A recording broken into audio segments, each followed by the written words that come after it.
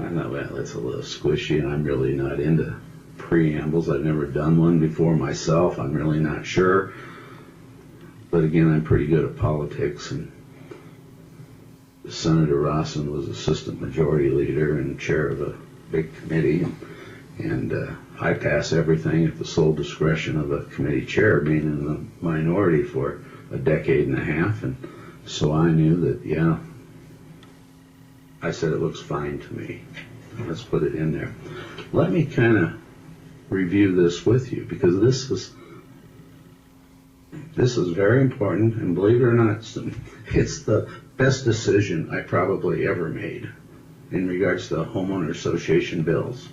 Preamble goes, whereas planned communities are a dominant method of residential development in the state of Nevada, and whereas planned communities are developed for the purposes of preserving neighborhood continuity and creating desirable places to reside, and whereas planned communities are governed by specific rules and regulation and by unit owners association, and whereas a unit owners association is the form of self-government closest to the people, and whereas all forms of government should follow the basic principles of democracy found in the United States Constitution and the Nevada Constitution, whereas some unit owners associations in this state have a history of abuse and power, and whereas unit owners associations have power over one of the most important aspects of a person's life, his residence,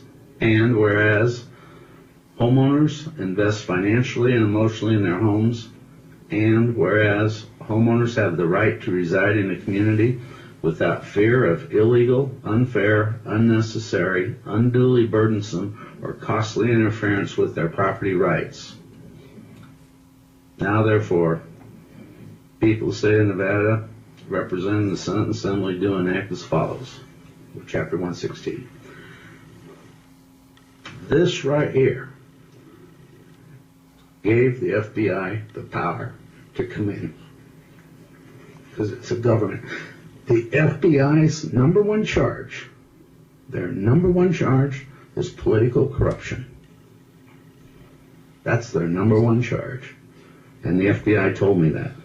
This preamble, spelling out that HOAs are governments, that was the door that opened. So this is a very important piece. And that's what they used to come in and start the investigation. Otherwise, it would continue on and on and on. Now, people may say, oh, this isn't really happening. And you know the Nancy Kwan story here, which is just one of many. She did a pretty elaborate scheme, but she's worked for every CD attorney in the state, basically, and that's where she got her training. I just don't think she was smart enough to keep her story straight and her act together. But she enlisted retired police officers. She enlisted all kinds of people to help her carry out this organized crime scheme of hers. And when the federal investigation started 2 years ago, there was one retired cop. There were a couple of them involved in this. And there's one retired cop that a couple of days after the investigation started, and he was questioned. He went out in Green Valley, not far from Senator Breeden's house, and shot himself. And basically ate a shotgun. And innocent people don't do that, especially cops. You know, a cop will know the truth will always come out. I think that cop knew that. The truth is going to come out. He committed suicide over it. And so that just shows you that the guilt is there, the corruption's running deep. So with that, Madam Chairman, I know I don't want to take up much of your time, but I already have. It's early in the morning for me. You know, I moved to an afternoon committee so I could rest in the morning. I work better from like 7 p.m. on. Madam Chair, I'd like to go over the bill now. And so I've laid a little groundwork. I'm requesting that if you don't have a CD bill in this committee, I will ask the majority leader if I can have a bill for construction defect. I would suggest this committee process one and send it over to the assembly. And this was my last go around, Madam Chair. I'm pretty tough. The assembly does not treat us fairly all the time. I would suggest we shut down committees until they process the bill and send it back to us. My committee will be the first to shut down. On 185 committee,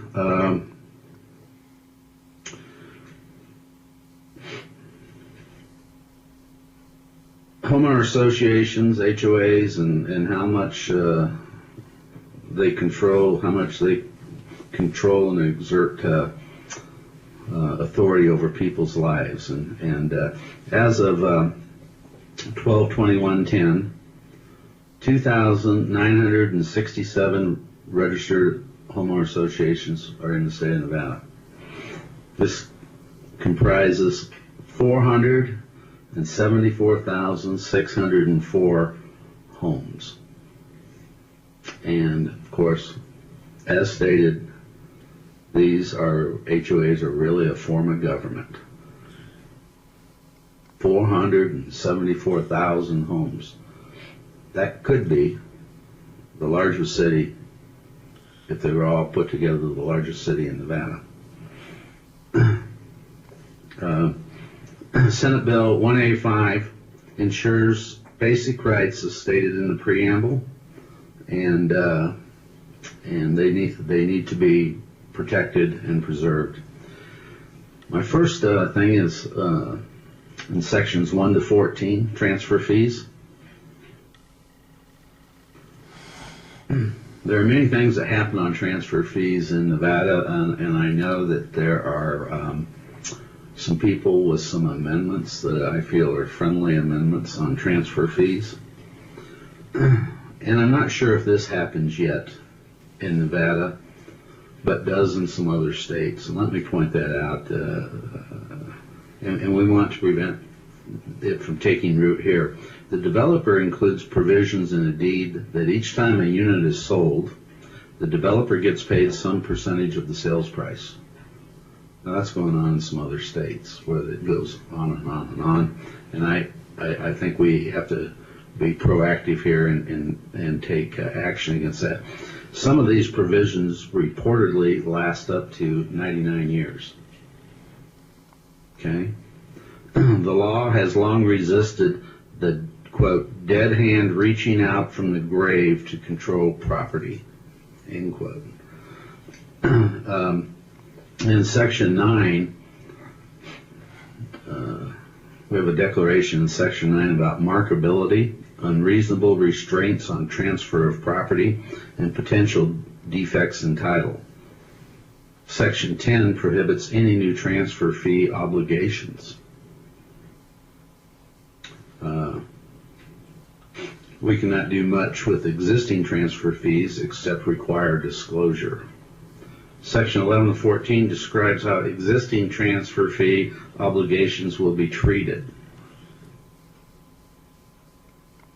Fees for services provided to homeowner associations in sections 16, 19, 20, 22, 23, 26 to 33, and 35. There are many necessary and reasonable fees charged by HOAs. However, some are unfair and exorbitant.